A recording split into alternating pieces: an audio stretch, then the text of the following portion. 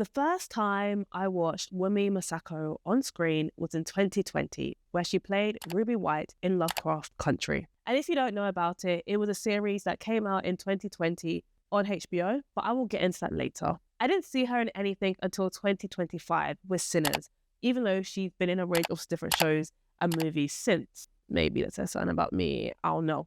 But it was like she was erased from my mind despite seeing her co-stars doing big things in the media during that time. And that is why I'm making this video. Wunmi has been getting major success from Sinners, as she should, and seeing her get so loved publicly by Hollywood, fans, and the industry is something that dark-skinned women in particular have been missing, especially when we see them as more than a love interest. And so in this video, I will discuss why Wunmi is needed in Hollywood. No shade, but more than Zendaya, Halle Berry, Kate Washington, all amazing actresses, but why representation of being a dark-skinned Black love interest should not be a token spectacle or a lifetime thing. I'm Stream the Journalist, and this is me explaining the necessity of Wunmi Mosaku and dark-skinned women in romance in our screen. Before I get into this video, please do like it and subscribe because you will like it, and because you like it, you're going to subscribe. As I said before, I first saw Wunmi in Lovecraft Country. Lovecraft Country was a show set in 1950s Jim Crow America, mainly Chicago, and there was a lot of spooky stuff that happened in the show. And it was meant to blend cosmic horror and everyday racism into a most terrifying experience for Black people. Before I get into this video, there will be spoilers. So if you haven't seen Sinners or Lovecraft Country, just like, comment, and subscribe, watch the films, and then come back. In the series, we see Atticus Freeman, played by Jonathan Majors, Letitia Letty Lewis, played by Journey Smollett, and George Freeman, played by Courtney B. Vance. They discover their family tree, and that includes demons inside. Meanwhile, Ruby, played by Wunmi Mosaku, gets a literal crash course into privilege via magical body swapping, and turns out the real horror isn't monsters, it's actually racism. The rituals go wrong, there are secret societies, and saving the world basically becomes a family reunion. The premise of the show is interesting, but I think when we look at the character of Ruby in the show, it doesn't commit to exploring her character entirely. In the show, Ruby is the half-sister of Letty, played by Jessie Smollett's sister. And from the beginning, it's obvious that they have a strained relationship. We know that Ruby has accused Letty of being selfish, and that is certainly a character flaw. But as a Black viewer, I also know the role of colour and how that plays in it as well. And when we see Letty's half-siblings, they are both darker skinned. And Letty, being played by Journey, who is herself a biracial Black woman, is much lighter. Letty is obviously not white passing in the show, but as a lighter skinned, thin and looser textured Black woman, she has privileges that come from that. Letty is framed as an object of desire from the beginning, but also with this deeper innocence. I've discussed colorism in another video, so if you just want to click on that, that would be great. In the show, she's a virgin and loses her virginity to Tick, the man she's in love with, and has his son, wrapping her up in this very traditional bubble of Black love. But Ruby's entire vibe is the series of a mixture of self-confidence, exhaustion, disillusionment, and ambition. When she meets William, she goes home with him and takes a potion that turns her into a white woman. She sees all the things that have been denied to her because of her age, her Blackness, and her body type. And for instance, when another Black woman is hired at the same floor she applies for, and the woman is younger, smaller, and underqualified, it hurts her. Ruby is a character boiling with rage, just like so many people. But unlike a lot of them, her story seems to turn against her at some point because of her relationship with Christina, a relationship that ultimately is one-sided and manipulative. Ruby and Christina are bonded by a sense of being denied what they have felt entitled to. Yet in this situation, Christina has all the power. There's a clear imbalance, and it should be easy to understand why. Ruby has not felt supported. Ruby has not felt cared for. Her final act of caring for her sister and putting her first leads to her death. And so we see a character who has been asked to give and put aside her own desires and is rewarded with a cruel and meaningless death at the expense of helping her sister. And so I also want to say that Michael Kenneth Williams, who played Montrose in the show, was also demonized, and the show portrayed his queerness as a shameful burden to him and his family. But my problem with the show is that when someone is so fixated on racism, it's like colorism, which is basically a sister of it all, gets forgotten about. Colorism was a term believed first made in 1982 by Pulitzer Prize winner Alice Walker, and was defined by her to mean the prejudicial or preferential treatment of same-race people based solely on their color. It is not racism, although there is a clear relationship between the two. Colorism would not preclude the hiring of a Black person, but there would be a preference for a Black person with a lighter skin tone than a dark-skinned person. And from this example, one can see that too, colorism can not only occur within same race peoples, but also across races. Colorism also is often gendered.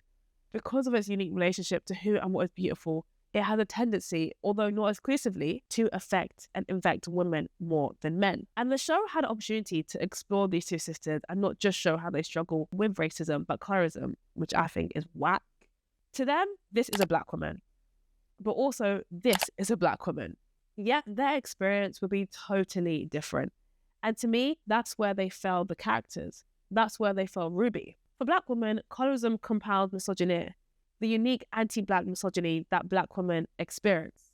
To understand how colorism came to be a pivotal part of the pain and struggles within different ethnic groups, we must understand that, like racism, its original lies in white supremacy. In the 19th century, the opinion that the white race is biologically superior to any other became extremely popular and was used to justify the inhumane treatment of other races through horrific actions such as the transatlantic slave trade. Partis succiter ventrum, that which is born follows the womb, was brought into law, and during this time meant that if a child is born to a slave, they too are slaves. And therefore, fertile Black women were considered of economic advantage to slave owners, and these men were largely responsible for the huge numbers of children born with lighter skin in these regions. Canon Europe found that between 1860 and 1865, there were 9.3 million children born into slavery. And as a result, by 1860, there were nearly 4 million slaves in the USA alone, and 56% of them were under the age of 20. Letty is a light-skinned Black woman who may have a white father, but almost everyone around Letty are all darker than her. Her lighter skin would place her in a different social space than all of her counterparts. Letty is not uncomfortable in predominantly white spaces, while every other character visibly is. In the episode The Holy Ghost, she buys a house in a white neighborhood, confident about strength in numbers, despite Ruby's reluctance. And when she's in a police van after smashing up her neighbor's cars, Captain Lancaster talks about her extensive record. And this indicates multiple clashes with authorities that didn't result in long-term incarceration. And this might speak to a leniency due to her lighter complexion. Author Zora Hill Nurston wrote from the book My People in Dust Tracks on a Road in 1942, said that if it was so honorable and glorious to be Black, why was it the yellow-skinned people among us had so much privilege? Even a child in the first grade could see that this was so from what happened in the classroom and on school program. The light-skinned children were always the angels, fairies and queens of the school play. The lighter the girl, the more money and prestige she was apt to marry. And so Ruby is not only dark-skinned, but also full-figured, which introduces another layer of bias against her. Ruby's entire arc revolves around gaining access to spaces that are denied to her because of that. And so Ruby is acutely aware of the white gaze when she's walking around Marshall Fields because her body is always under surveillance. This leads her to take Christina's magical potion to temporarily become a white woman through a grotesque transformation. The series prides itself on naming everyday racial injustices, but overlooking how colorism affects the Black community as a whole and how it would deeply impact the characters. It's easy to deny that light-skinned Black people can still experience racism while benefiting from colorism. And in an interview about the show, Wunmi said, Letty and Ruby, they see the world differently. Ruby thinks that if she works really hard, that if other people thought like her, she would be further along. And Letty is pioneering and breaking the rules in a way that Ruby isn't. They just have a very opposite way of dealing with things. Ruby is hopeful, but she hasn't pushed the boundaries. And Letty doesn't just play by the rules. The absence of discourse around colorism is not only a disservice to the story and the characters, it is profoundly a disappointing dismissal of the experiences of real Black people. And we see that there are instances where one thing can be important to the creators, yet completely different to the audience. The show is based on a 2016 fantasy and short horror novel by Matt Ruff and explores the fiction of H.P. Lovecraft and racism in the United States during the era of Jim Crow's laws. And so immediately we see how the book and further the show can be seen as even created by the white gaze. H.P. Lovecraft is one of the most chilling horror writers in history. But he was also a racist. Although obscure within his lifetime, the last few decades have seen a lot of his private work be negatively revealed. His thoughts on Irish people, Catholics, Germans, and African Americans included a 1912 poem entitled On the Creation of that described Black people as beasts in semi-human figure who are filled with vice. And so it made sense, therefore, that Matt Ruff's novel Lovecraft Country flips many horror genre tropes. But what inspired Ruff to even begin the book was when he had a conversation with his Black friend, encouraging him to go to the woods, and his friend says, "I'm Black.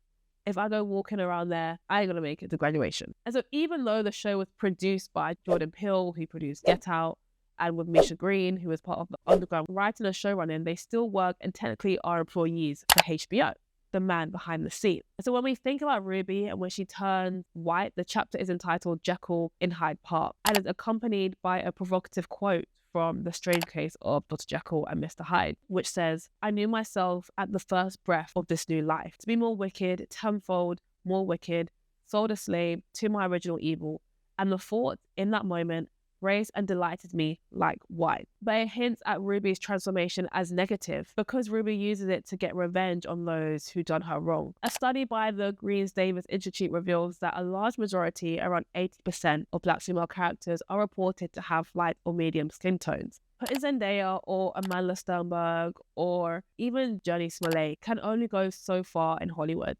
Takari Taylor, a writer, director, and producer, says, "Studios may be trying to kill two birds with one stone by giving us an actor who may relate to Black heritage, but may also visually appeal to white viewers." Hollywood are aware of this. Viola Davis, who has spoken openly about colorism, said in 2015, "Because no one thinks I'm pretty. No one thinks a Black woman who's darker than a paper bag is pretty. They don't think she's sexual. They find her more mannish. They associate her probably more with a man, more earthy, more soulful, more sassy. You know, I see you more with an apron." And so I think Ruby's disregarded fate in this film can replicate that in real life. In the final episode, Ruby and Christina sleep together in their undisguised bodies. And that's Ruby's final scene. From there on out, Ruby is dead. And the many times we do see her, it's Christina wearing her skin. It feels like a narrative dead end for both characters. Ruby, who was one of the most noise and conflicted characters on the show, is killed off screen without any resolution. And so we don't see Ruby since. Similarly, how many of us haven't seen Wunmi on a major scene again until Sinners, which goes into the much loved Sinners and why Wunmi is needed in Hollywood. So Sinners has become the hugest grossing horror film ever. It's won many, many awards, and at the time I'm recording right now, has been nominated for 16 awards, including some of the biggest awards at the Oscars. Now, I'm not going to talk about the movie in itself, as there are also many, many videos will probably do better justice than I can, but I will talk about the portrayal of Annie in the film, as I've heard a few things about it, but not a full discourse video exploring it. So it's 1931 and the Stack and Smoke twins have returned to their hometown in Mississippi after 7 years away, first in World War I, then in Chicago,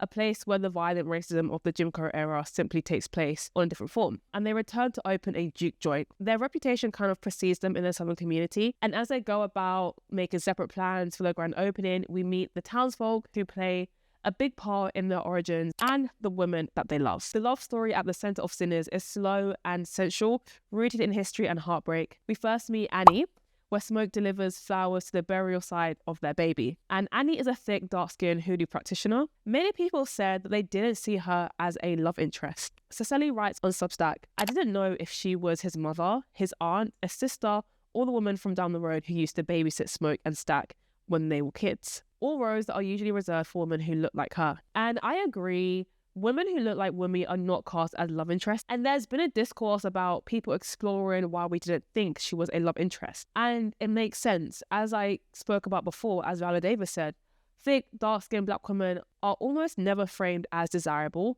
sensual, or romantically loved in mainstream cinema, especially not opposite someone like Michael B. Jordan. And for many viewers, especially young Black men, Annie might have been the first time they've seen someone who looks like Wunmi portrayed in this way. And that novelty alone is enough to spark outrage. As we know, Hollywood has trained us to see desirability in a very narrow frame, thin, white, long hair. And women like Haley Steinfeld, who also starred in Sinners, fit neatly into that long-held visual standard. So when someone like Wunmi enters the frame in a similar context, as a central figure of affection and sensuality, people didn't know how to process it and ended up labeling her as an auntie. You know, we all have the auntie that's not an auntie, but we call her auntie. And for those who don't know what I'm talking about, in a lot of communities, there is a forever long history of calling elders auntie or uncle, whether or not they're actually part of your family. I literally have a number of aunts and uncles with whom I share no blood with, but they just been my auntie.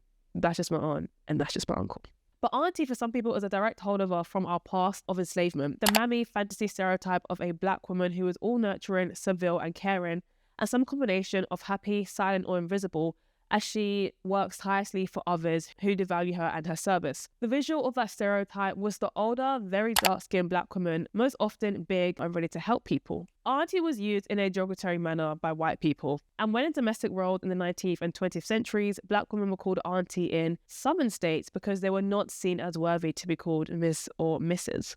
Bro, slavery and racism have so much to answer for. This nostalgia for the Mammy aunt was reflected in media, most iconically by Hattie McDaniel as Mammy in Go with the Wind, and in other popular movies and TV shows like Imitation of Life, The Littlest Rebel, Pinky, and The Beulah Show. I actually spoke about the Mammy stereotype in another video, so you can check that out as well.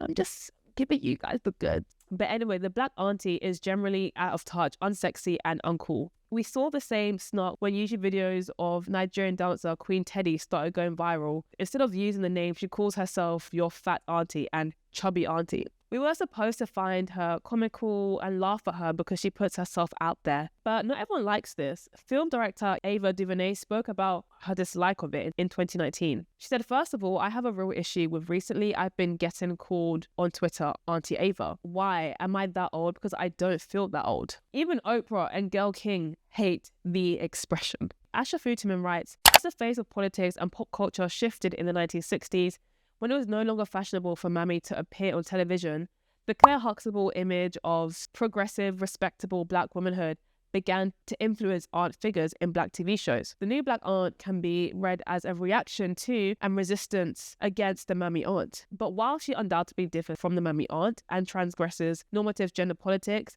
in many ways she often inhibits the respectable black lady and the strong black woman stereotype. Stereotypes that also arose out of misogyny and racism, grounded in slavery and the suppression of black women's sexualities. Civil rights activist Ella Baker actually once said, in many African-American communities, these women-centered networks of community-based childcare have extended beyond the boundaries of biologically related individuals to include fictive kin. And she further describes how informal adoption by other mothers functioned in the rural southern community of her childhood. Black community support relies on alternative, expansive, and non-normative models of family care. These family arrangements, which many black TV shows explored, demonstrate the power of strong black community networks, auntying and non-maternal nurturing. And so many people thought that Annie was this, that Annie was that auntie. And when addressing the persistent unrepresentation of black women in Hollywood, an article by Patricia Hill Collins called The Social Construction of Black Feminist Thought is great, by the way. I recommend you guys read that. She explores the unique experiences that shape black women's realities, emphasizing the distinct challenges that they face. She writes, specialized thought challenging notions of black and female inferiority is unlikely to be generated from within a white male-controlled academic community, because both these kinds of questions that could be asked and the explanations that would be found satisfying would necessarily reflect a basic lack of familiarity with black women's reality. The white gaze immediately erases bigger black women from having love, unless it's for comedy or something. I can think of a few times on the screen where I've seriously seen a bigger black woman get love, and that was in Waiting to Excel. The book was written by Terry McMillan, and it's about four friends who bond over the shortcomings in their love's life, namely the scarcity of good men. And the film was actually released 30 years ago in 1995, and it marked the directorial debut of actor turned filmmaker Forrest Whitaker. You had Savannah, played by Whitney Houston, Robin, played by Layla Rashan, Bernadine, played by Angela Bassett, and Gloria, played by Loretta Devine. Now, you may not have watched the movie, but you've definitely seen some of the trending scenes from that film. The film kind of shows how black men aren't the best when it comes to love, and we would immediately think that if we don't consider Gloria. With Bernadine, her husband leaves her for a white woman. Savannah is having an affair with a married man, and Robin is preparing to be a single mother. But Gloria, she actually meets a nice neighbor who likes her and wants to have a relationship with her. Yet we leave the film thinking friendship is better over men any day and that men are trash. And it's almost as if Glora's love life isn't relevant at all. And this doesn't even add to the fact that she does play into that mammy stereotype just a bit. She's a protective mom to her son and basically smothers him with her love. And in the end of the movie, she doesn't get with the man, even though she could, but instead she finds love while learning to take care of herself. But I question why her story is one that we often forget about. It was as if just because Gloria isn't the ideal body type, a lot of us just forget of her story and stick to Robin, Bernadine, and Savannah. And even when we think of Loretta, in many of her films, she was and is this auntie mammy character. And so coming back to Annie, knowing what we know, many people assumed that she was representing that kind of person. So when someone like Wunmi enters the frame in a similar context as a central figure of affection and sensuality, people don't know how to process it. Think about how many so-called unconventionally attractive male actors are constantly being celebrated. Adam Driver, Jeremy Allen White, Barry Keoghan. There are entire TikTok subcultures literally built to thirst over them. But when it comes to women, even the most stereotypically perfect ones, Margaret Robbie, Megan Fox, still face relentless scrutiny. And for every compliment, there's a man behind a fake username calling them mid. And so for women, the leash is shorter, the rules are tighter. And I do actually question Ryan Coogler's thought process when we think about the way that Smoke and Annie were intimate compared to the way that Mary and Stack were intimate. Cicely also writes, then she's bent over and they're having the fabled baby daddy, baby mama sex that apparently hits like crack and leaves all forgiven. Unfortunately, there's a world where a character like Annie is written to get her back blown out and then left alone once more, only consulted again when Smoke needs to know how to eradicate vampires. And I agree. In an interview, Wunmi says, I like to think of Annie as Smoke's other half, like Stack is. Stack is one side of him, but Annie is another side of him. She's his protector, lover, mother, safe space. She is his sanctuary. Annie's knowledge of the spiritual world also saves everyone, including Smoke. But I think it's this. I understand the safe space and being that person for the other person to go to, but the same isn't said for Mary.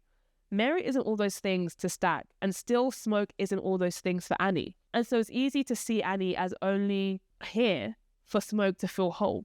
Woman says Annie moves with purpose, she moves with strength and power, and she has an anchored spirit and is so in tune with the other stuff that we can't see or feel or hear. She pours into others, but who exactly is pouring into Annie? Annie is strong with or without Smoke. She hasn't seen him in 7 years and she's self-sufficient. We see she has a business and the audience infers that she is the local medicine woman, and she comes in handy throughout the film. And so which to me can also play into the strong black woman stereotype. I've spoken to friends that said that they didn't like the way that Annie was portrayed. They didn't like the back shots. And that at the start of the film, they didn't glamorize her in the same way that they glamorized Mary, for instance.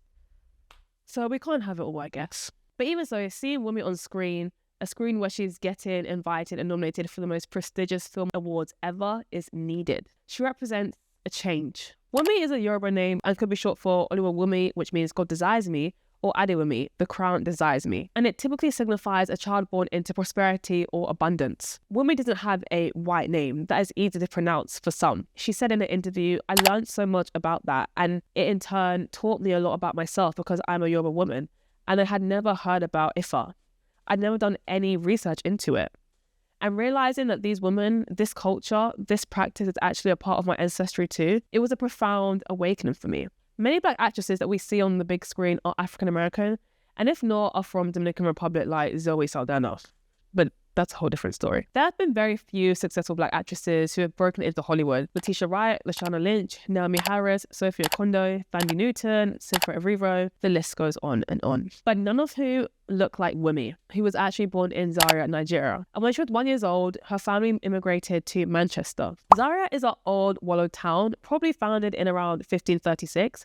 And later in the century, it became the capital of the house estate of Zazu. And even that, the Nollywood industry is the world's second largest by volume, producing approximately 2,500 films annually, after India's Bollywood. Nollywood films are massively popular across Africa and among the diaspora. Serving as a powerful cultural exporter, their films are produced in English, Yoruba, Igbo, and Hausa. The name Nollywood actually originated from a 2002 New York Times article, which called Nigerian movies Nollywood, and was used to depict Nigerian cinema and Nigerian African diaspora movies. The industry produces around 50 movies weekly. And even companies like Netflix and Amazon were starting to cash in on its industry.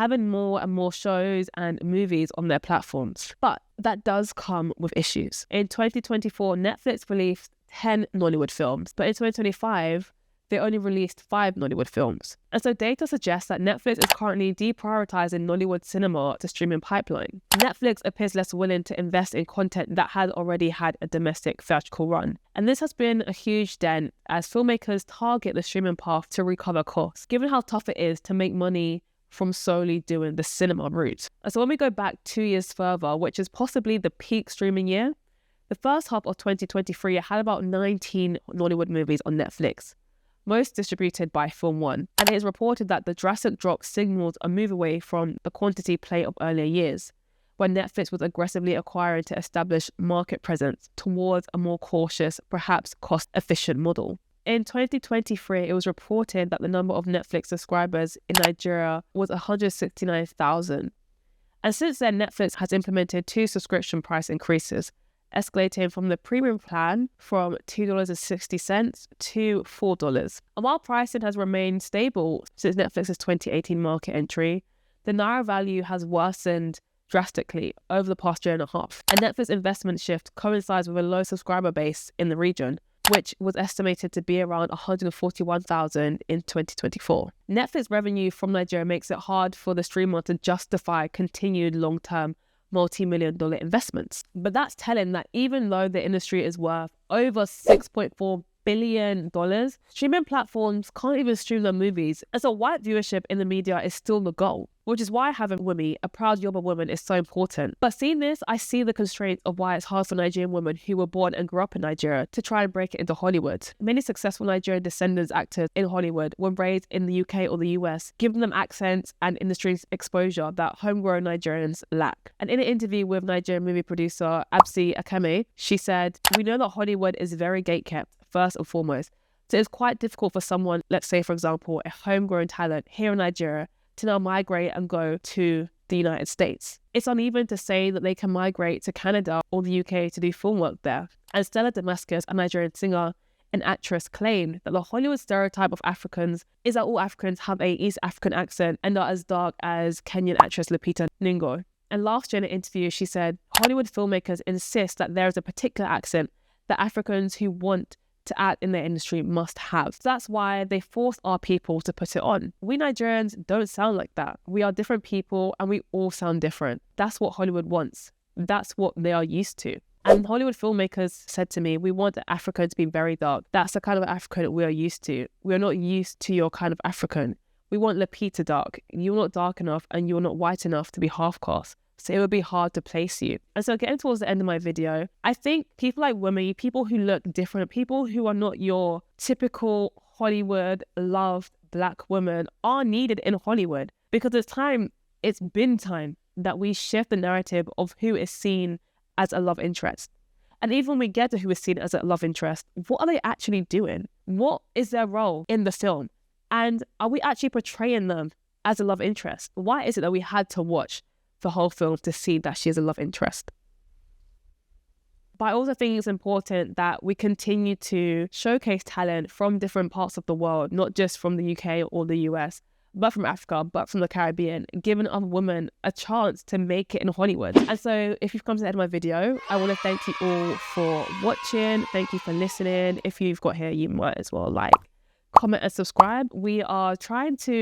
I'm trying to expand and I'm trying to do more. So your support would be lovely. And yeah, I hope you enjoyed this video. Please share it and comment your thoughts, and I will see you again very soon.